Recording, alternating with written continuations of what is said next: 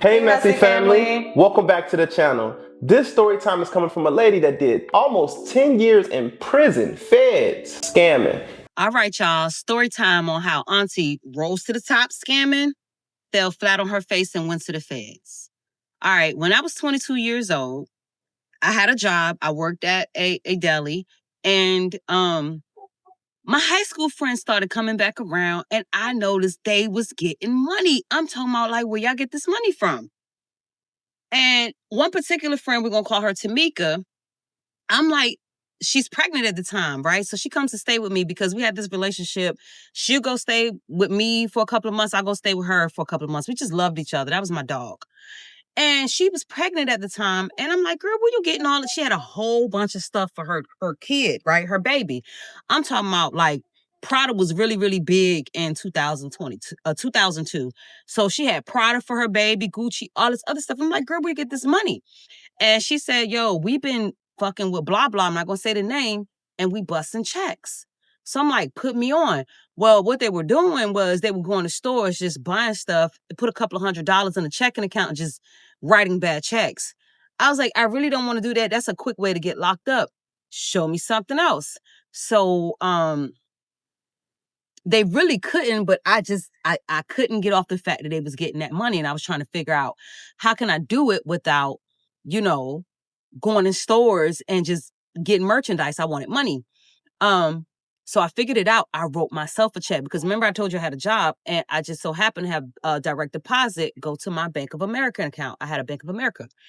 And I took one of my homegirls' checks. She went in labor. She don't know I did it. I know it's fucked up. I took one of her checks and I wrote myself a check for like $500. 12 midnight, that $500 was in my account. Instantly, I was hooked. So I wanted to do it more. So I eventually turned up with this check writing thing where I'm writing myself checks. I know that I couldn't write a check from, let's say, SunTrust to my SunTrust. I would take a SunTrust check and write it to Bank of America to Wells Fargo to Credit Union. However, I figured that out and I make a killing. Well, they get hip to that. So with the personal checks, so I said, my peoples put me on to the Versa check kit. And with the Versa check kit, it has bank logos up there. So I'm like, I'm lit. So I get the routing number and account number uh from a company, a business, and I'm just using their routing number and account number and creating checks with bank logos, whichever bank they bank with. And I did that so much, I put that temp service out of business. Or I did it so much. So around this time, I am pregnant. I meet my twin's father. I'm pregnant and he's in the Navy. So because I loved him and he didn't know what I did. He knew he just assumed I had my own business. Well, that's what I told him. He didn't assume that. And I rolled with it until I got pregnant and I was like, I need to do something different. This is not what it needs to be. But unfortunately, he gets kicked out of the Navy while I'm still pregnant. So I'm like, what the fuck we gonna do? You got kicked out the Navy. I don't got no job. Like, what we gonna do? So I put him on game. So now me and him both doing it. But we started not to get along because once he started getting money, he started feeling himself. I'm already feeling myself. So we just clash. And eventually we separate. We get back together though because I do a big heist for him because he catch some other charges and I bond him out of jail doing the check thing. And I rack up what they call a multi-jurisdiction indictment because I was doing it so much. You know how they get your fingerprints? Well, when you sign a check, you got to sign it like this. So they wind up getting this fingerprint right here, well, this handprint and was able to build my indictment. Now, this ain't even the feds yet. This is just the state. So the multi-jurisdiction indictment, I had one for every city in the state that I was in and that I'm from. And I got a multi-jurisdiction indictment. And what happened was I pled guilty to 2 out of 7 obtaining money by false pretenses. And they gave me like 18 months. And they got me, like I told you, because of this. But it's a game to me because, like I told you, I didn't go to prison. 18 months, I didn't go to prison. And I had DOC time. But I didn't go to prison. My gift of gab running my mouth saved me from going to prison. I got in good with the sheriff. I was a downstairs trustee. So I really wasn't in jail. I worked outside. When I say downstairs trustee, I was washing the sheriff's cars, and I got to see everybody that was coming in. I literally was outside. And by the time we came in from work, it's like 7:00. So from 7 a.m. to 7 p.m., I'm outside. I just stayed a night in jail for real. So I think shit is a game. Canteen stacked up, friends in jail. And we got Walkmans in there at the time. So like we chilling. So moving forward, I get out. I get locked up 2006. I get out 2008. Right. I get back with he was my boyfriend at the time, eventually became my ex-husband. And I came home to him. He had me a whole life set up. He bought me a Mercedes Benz. But he worked. He worked a 9 to 5. He was a really good dude, y'all. And I just did not want the normal life. Just a stupid bitch at that moment. Think I'm above everything. So I get back into it. But this time I'm not into checks because I know checks is hot. Now by this point, everybody doing checks. I was like, I don't want to do what everybody else is doing. So I meet these Africans, right? I meet these Africans and they put me on to the credit card scamming. So basically what they was doing, they had the browser copier and blah blah blah. I'm not even gonna tell you how they did it, but we was taking credit card information and encrypting onto gift cards like green dot cards from Walmart and stuff like that. And by this point I watched them do it, but I want to do my own thing. So I watched and learned how they did it and just did my own stuff. And eventually we had built a business relationship where I was buying card numbers from this person. Well, I got really, really big with that, y'all. It started off small. I would buy a bunch of cigarettes and take them to places like New York, New Jersey, because cigarettes is real expensive up there. And I graduated from that to corporate cards. I was able to start buying corporate cards. Now, the corporate cards was major because I could do that to buy cars at a plug in New Jersey because you couldn't keep the cars.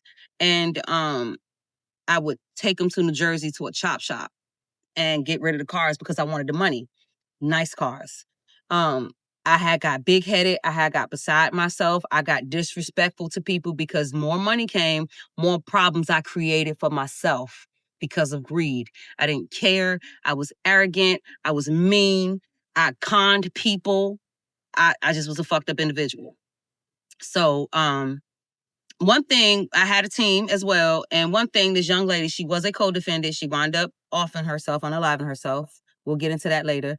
But one thing I would tell my people to do to stay out those outlets. The outlets, they have like Timberland stores, Nike, True Religion, Polo, blah, blah, blah. I knew that those cards was hot in those stores. So the young lady, she goes into the True Religion store. Now this is 2009. She goes into the True Religion store and I'm telling her, you need to stay out those stores. That's not cool. And she goes in after I told her not to, and she used one of the cards. And those cards are like Visa or MasterCards, right? So she just so happened to be in the True Religion store and a manager was ringing her up. So when she swiped it, it was MasterCard or Visa. But when the manager gave her the receipt, it had Amex on the receipt, which caused a red flag because the manager wound up looking at the receipt. It was like, hey, you got this card, but it says this, and she gets locked up. So when she gets locked up, she was like, no, this is not stolen credit cards. This is a gift card, because that's what I had everybody thinking. I'm not going to tell them what's going on. She's like, this is a gift card. And, Nicole, blah, blah, blah, gave it to me. And that started my investigation. Which they were actually, let me correct you, they had been investigating me, but that just pushed it more. You feel what I'm saying? You see where I'm going with this? But I didn't care. After that, like, I got rid of her. Like, I cut distance from her because I was like, that's weird, bitch. You got out of jail. But they let her go because they was building a federal case on all of us. So I cut ties with her, but I still continued to do my thing. I traveled. They told me everywhere I traveled, everywhere I went, I was getting prepared, unbeknownst to me, for the biggest fall of my life. Biggest fall of my life. So this is about to end. Y'all make sure y'all tap in for part 2. So you telling me instead of sitting on this couch doing story times, we could just be writing ourselves checks? Clearly it didn't work. She ended up getting caught. I'm not saying you should do these things, but I definitely understand why she did it though. She got 18 months for stealing God knows how much money. She said that's nothing. As soon as you get to a point where the feds are like, oh, it's worth it, they're gonna swoop in and get you. The fact that they probably was watching her soon she got out from the 18 months. Because they know that she's gonna redo the process. Like, they probably was watching her time in prison too. They monitor all of those things. You don't put a business out. You just put Somebody out of business? Don't let me be the business. I know the business watching this right now. Wow, the whole time I'm telling them it wasn't me. All right, y'all. Part 2 on how I rose to the top scamming and I fell flat on my face and went to the feds. So, as I told you in the last video, the young lady, she went in a True Religion store. I told her not to go in that store. And she went in there anyway, and she got towed off. She went down to the police station. And mind you, this is the local police. This is what happened. You will get picked up by the local police. They'll ask you a whole bunch of questions, and you'll think you're getting in trouble. And then and if you know you is dead ass wrong, and they got a whole bunch of evidence on you, and they let you go, the local police let you go, the feds is getting ready to pick you up. Straight up. So, again, they had been investigating me. That just escalated the investigation. She went to jail and got out. They questioned me. This is how they caught me. I'm sitting in the house eating grilled cheese sandwich and I see myself on the news because at that point I got careless. I was going in the stores and getting stuff myself, but I wasn't in a True Religion store. They caught me in other stores. I just got careless. I saw myself on the news. I turned myself in. I had my lawyer and they let me go too. I had no idea that the feds was coming to get me. My ex-husband at the time, he was my husband at the time. I'm ready to buy a house with this scamming shit. I'm ready to do some shit. Somebody asked in the other comments, how much money was I getting? When I went to the feds, I was $375,000 strong with property and money. I had purchased a house, which I lost in a divorce because I cheated on my ex-husband. I lost my house. I was up. I had nice luxury vehicles. When I left, that's when Escalades first came out. I had a custom Escalade, a whole bunch of shit. Now, I'm not going to say I was big trap queen getting money, but I was close to $1 million with property and money. I'm not going to lie to you. How I got told off again, like I told you, they was watching me.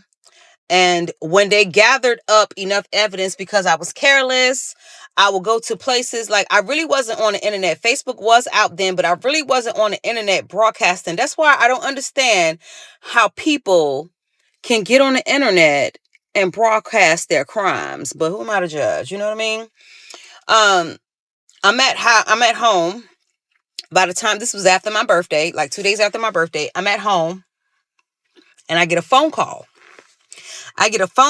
From a Secret Service agent from a private number. So I hang up on her. I think it's a game. She calls right back and she announces herself as agent so-and-so and so with the Secret Service. And let me tell you something. The Secret Service, I read the comments. There's someone who she thought she was the president. That's how much you know. This is how dumb you are. The Secret Service handles money crimes. So when people that's about to get picked up, be looking for the Secret Service because that's who's going to get you. It's not going to be a regular federal agent. Well, she calls me and she said, I'm agent so-and-so. I have several warrants for your arrest. By the time they investigated me for 5 years, she said, you can turn yourself in or we can come get you. I don't want the police coming to my house, so I turn myself in. And don't let people get it twisted. You can get a bond in the feds. I got a bond because I was not a violent offender. Even though I have violence in my history, I didn't commit a violent crime. I wasn't RICOing. They just had me for having a machine, crime, wire fraud, of course. And I had about 3 more other charges. I couldn't even remember them. I can't because I was so shocked that the feds picked me up. So I get out on bond. I smoked weed at the time, so I had to quit smoking weed, and that was hard. I'm like, motherfuckers, y'all got me fighting a case. You want me to not smoke? So, I went through a lot of stuff that time, and I got back with my ex-husband who stood in my corner. Like, my ex-husband was amazing. He absolutely loved me to death. I have nothing bad to say about the man. And he stood with me when I went through trial and everything. And my trial, I wasn't going to take it to trial because I knew I was guilty. I was tired. I would rip and run the streets all days, and I'm on computers all types of the night scamming. I was physically tired. I was tired. So I was out on bond till sentencing, and I was able to turn myself in. The judge who sentenced me, Rebecca Beach Smith, I will never forget her. She had that Judge Judy collar, right? Oh, y'all, excuse my stomach. She had that Judge Judy collar, and I'm trying to set my phone up because I want to show y'all what she did. So when she came in the courtroom like this. I'm not exaggerating nothing. I look back at my mom. My mom was alive at the time. I said, I'm going to jail, y'all. I'm going to jail. So let's break down why I went to jail. I have an extensive criminal history with violence. I like to fight. I have several assault and batteries and malicious wounding, destruction of property. So there was no going to camp with me. I don't even know how I got a bond. Excuse me, y'all, the phone fell. Because I had machines and everything, and I was doing things over a wire, they gave me a 3-point enhancement because my crime was of sophisticated means. Meaning that you having groups, okay, able to manage several people to help you in your crime is sophisticated. When you can grab somebody's mind enough to help you commit a crime, they consider you sophisticated. So they're going to add a point enhancement for that. I could have got 1 year, 1 day, but because of my criminal history and me, while I'm out on house arrest, I still gave dirty urines because I'm stressed because of the trial. Mind you, my mom was diagnosed with cancer around the time. So, which I lost my mom to breast cancer. That a lot of that was weighing on me, so I kept smoking weed. So they gave me an enhancement with that too. They didn't even revoke my bond. They just said, we're gonna get this bitch after sentencing. I stuffed money with my mom. I stuffed money with my sister. And of course I stuffed money with my husband. The only person that was loyal to me with the money that I stuffed away was my ex-husband. My mom took money from me, my sister, everybody took money from me. Again, when I left, I was $376,000 with property and money. That's including my house. That was including money. Probably, man, I'm lying. It was more than that. It was way more than that because the house itself, I'm not even gonna get into that. The house itself was about 250 grand. So yeah, it was way more than that. But I had accumulated it over time, and I lost it all. People, when you locked up, they, take stuff from you. I lost jewelry. I lost a lot of shit. You know what I'm saying? Because you locked up, what the fuck you gonna do? I go to court, and the judge told me, she said, I don't think you're a bad person. I think you was influenced by bad people, but I cannot let what you did slide. You're a very intelligent lady. Once I sentence you to what I'm going to sentence you to, I hope you use your intelligence for the right reason. She sentenced me to 60 months in prison. I went to Hazleton Correctional Facility. That is an FCI. FCI means a Federal Correctional Institute. I did not go to camp because I used to fight. I was in there with murderers, people who have their story on ID. I was locked up with bogey I forgot his name. I was locked up with his girlfriend, but he was a big mobster, and she was a part of it. Bernie Madoff,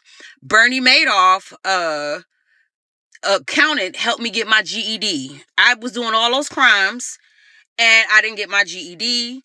I was doing all those crimes, and I was riding dirty with no license. When I tell you I'm just like that young lady, I was just like her. That's how I know how to handle her, because I was just like her. I was getting money, and I wasn't taking care of me. So, y'all know the story. I got out of prison, and I just couldn't get it right with the employment. I tried my hand. God had something special for me, so he would strike it. Every time I tried to go get back into life, he would stop it immediately because he knew the plans that he had for me. I'm also going to do a part 3 on this because obviously this is long, but I come home from prison and I'm stuck. I don't know how to get money. I don't want a job because I feel like the job is not paying me enough. I'm not humble enough, but I don't want to get back in trouble. And I'm fighting custody of my kids. When I tell you, me and this girl got a lot of shit alike, that's how I know how to handle that girl, because I was just like her. Y'all stay tuned. I actually find it super odd that they didn't take the house and stuff when she went to jail. I wonder if it's because her husband was working. Somebody else's name. See, the thing with scammers and people who live that criminal life, they'll never put it in their own name if you're smart. You dumb. Everything in your damn name. But if you got some common sense, since she was sophisticated, so I'm pretty sure she wasn't slow enough to put everything in her own name. But she did put it in probably her husband's name. How was her mom able to steal something? She probably had some stuff in her mama's name, sister's names. I do give her props for owning up on this situation and saying, I'm learning from this. It took 7 years of her life. Not even that, having to fight for her kids, losing her house, eventually getting a divorce. Hell, I didn't even hear her say she had kids at the beginning. Right. Honestly, I didn't even know she had kids. So 7 years in prison total doing this. They slapped her on the wrist the first time. I promise you, the first time, the reason why they only gave her 2 years is because it wasn't enough. I know the feds probably was watching her the same day she caught that state case. That's how the feds move.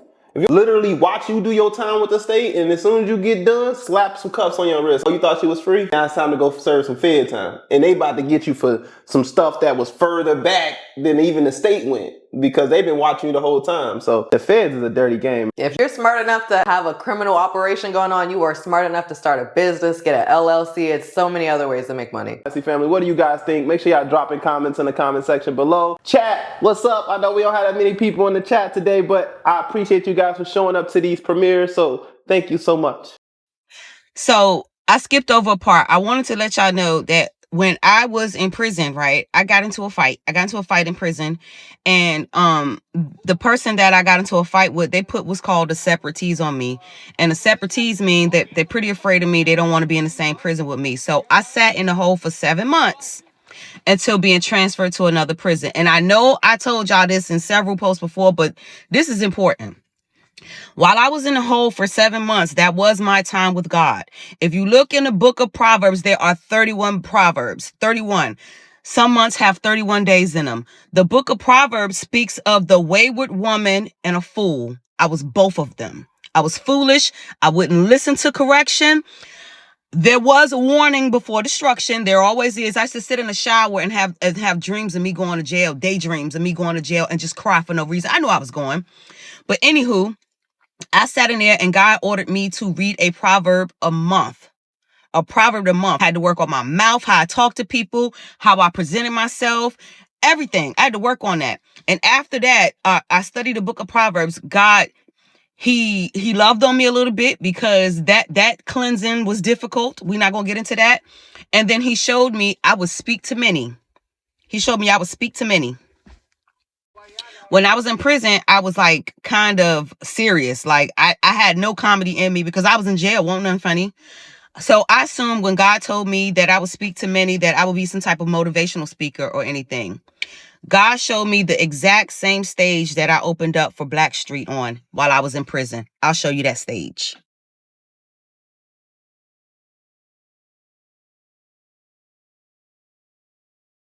And he also told me I have the ability of an eagle. I can get out of here and I could soar. Well, I can get out of there, out of prison, and I could fall. So I got out of prison. I got a job. It really wasn't working for me because I'm not gonna lie, y'all, it was pennies.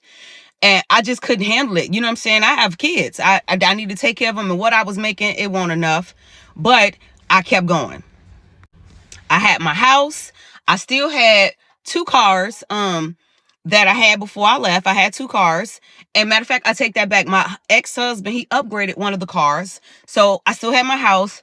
I still had somewhere to live. I still had a car and I had a job. I wasn't making what I was making, but I had a job. I needed to learn how to be grateful, but I wasn't. So, while I was in a halfway house, I met someone. We started off as friends. While I continued to, move on with my life and progress, I would catch up with him every now and then, on Facebook. But then it had got more intense. And I began to start an emotional relationship with him. That's how I'd always start, the work friend. And not the work friend, but the friendship thing. And it just kept going. So eventually I started cheating on my husband, my good man. Yes, I fumbled a good man. I started getting careless. I started staying the night with this man and everything. God's still working on me though. But he let me make a fool of myself. My ex-husband found out about the affair and he still wanted to work through the marriage. All I had to do was leave that fool alone. I didn't. I kept dealing with the fool. Mind you, that fool at the time was making about $12.50 an hour. I'm not even lying to you. I really was foolish still. That affair cost me my cars, my home, my ex-husband, and eventually within the next couple, I say maybe the year or so, I was sleeping in my car. But I used to do this thing on Facebook called live rants. And I will continue to do them and they continue to get views and eventually Auntie go viral. I do another video about a few weeks later, I go viral again. And my views start going up. This is Facebook now. My views start going up. People started noticing me a little bit. So this guy out in California said, hey, you're really funny. You need to hit the stage. So I try my hand at open mic, right? And y'all know how when y'all about to perform and you get on stage or whatever, and I don't know any entertainers that's watching this, but when you get on stage, your first time performing, you get like your heart palpate or whatever. Y'all, as soon as I touched that microphone, I felt like I was at home. No bullshit.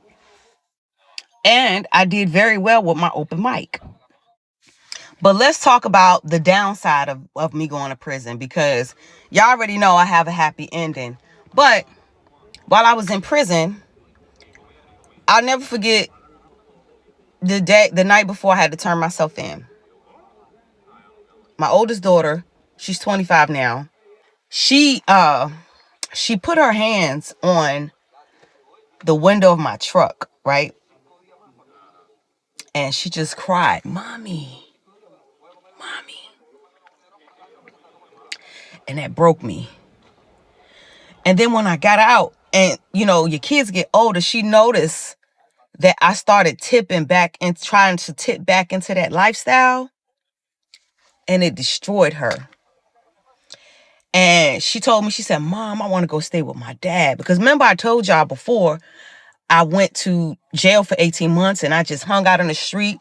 Y'all hear me telling my glory story, but I'm not talking about my kids much, ain't I? That's because I wasn't paying a lot of attention to them. I bought them nice things, but I wasn't paying attention to them. So she said, Mommy, I want to go stay with my dad because you unstable. Broke me. So eventually she did. Me and her, we had a strained relationship, but thank God we worked through it. My mom got diagnosed with breast cancer also while I was out waiting to be sentenced. And when I came home, she had to have a double mastectomy. She had to have both her breasts removed.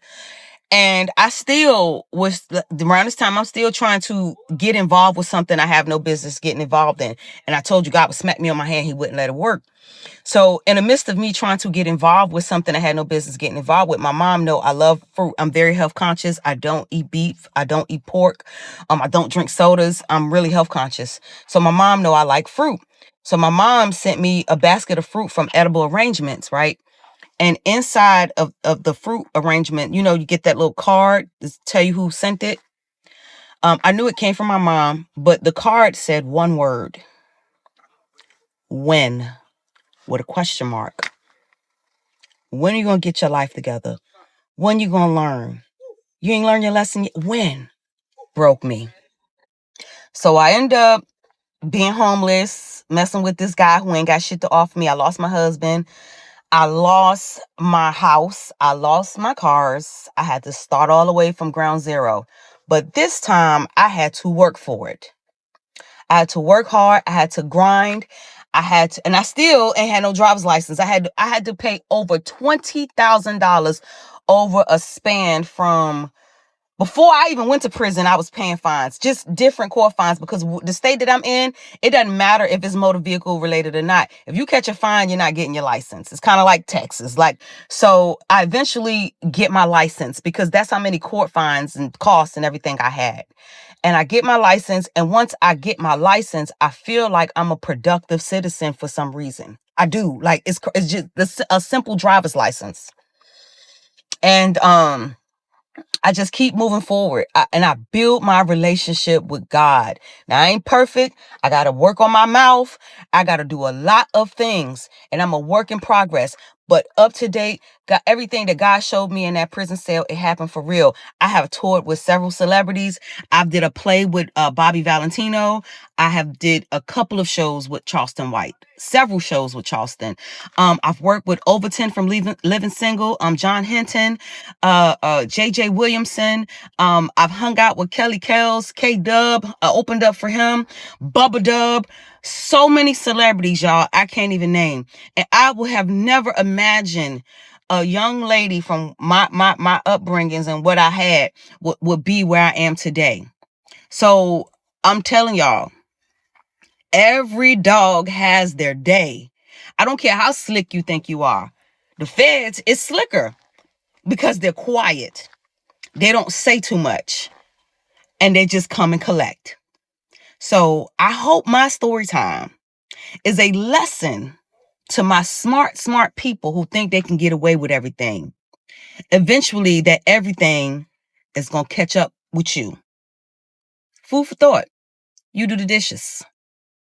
Beautiful how she turned out, in a sense. She looked at her daughter instead of just being, in my situation, I've had my mom went to prison. She never got out on some, it's my fault, I need to make this right. It was just more like, why y'all treated me this way? Y'all acting like I'm not your mom. It was just more like entitlement. Mm-hmm. So I like how she handles it. She handled it like, man, I missed out on your life and you have every right to feel the way you feel. But that took some time. But she came to that point. She's younger than my mother. It took her daughter having to say, I would rather stay with my dad because you're unstable. Right. All the way up until then. Not even the last time she's seen her before she went to prison, but her having to tell her, this is unstable, this is not meant to be. I just feel like how she took it, though, was very mature of her. You could tell she is very sophisticated, very conscious-minded. She knew what she was doing was wrong. That's why that path wasn't for her. I done seen people get longer sentences than 5 years. So God was with her even through the sentencing process because you got a slap on the wrist. The first time they gave you 2 charges out of 7. And you was dead wrong. They had you to the fingerprint. At the end of the day, it's good to see this as a message to the youth and to people around our ages and older ages, whoever may be looking for an easier way out in life, like quicker come up, to maybe not. Sometimes it's better just to take that hard route. I'd rather put in hundreds of videos to make the amount of money she puts than she made in a weekend, because it's so many people fall with you. You know what I'm saying? So you got to understand your position. And I always tell myself this, I don't want to miss that message. I don't want God to have to humble me to hear the message. He had to humble her. God's in your ear, he's telling you to do something, and you God. She say she got on that mic and she feel like she was at home. I got on that mic, I feel nervous. This is not what God called me to be, clearly. Yeah. But when I get in front of this camera or when I'm doing video story times, I feel like I'm more in my purpose. I was fighting. Natural. It comes more natural to me. I used to think like, oh, I'm camera shy, be behind the camera a lot, but I knew in order for me to reach the next level, I just felt like I had to be in front of the camera. You know what I'm saying? I had to give the audience like me. I feel like that's what God was putting on my heart to do. All money isn't good money. She's been with celebrities. She's been on different platforms. She's making more money probably than what she made then. So crazy, right? Everybody goes through these things for a reason. You might not know at the moment, why am I being put through this? But in the end, you find out. Whenever God takes something from you, he's going to replace it every time with something much greater. I believe that sometimes most of us, when God takes something from us, we never get past the taking part. We never keep investing and keep praying and keep working. We just give up. But when you fight through it like she did, she actually made it through it. She lost her husband. She lost so much stuff after God's promise. It wasn't just like God made a promise and then she went out and started achieving all those things. She started to lose so much stuff, lose her way. That's like the devil. He was dangling all that in front of her. Right. Like God got you on this path. You're trying to go straight forward, but then you got this guy here trying to throw you off course. Right. It'd be snakes that you wouldn't even think. Right. I will have her social media account linked to the description box below. So if you guys want to follow her for more updates, please check out the description box below. But that wraps up our story time for the day, Messy family. If you in the chat, make sure you drop some hearts or flames or whatever the case may be. Let us know you're still rocking with us in the chat. And we will see you guys in the next story time. Peace.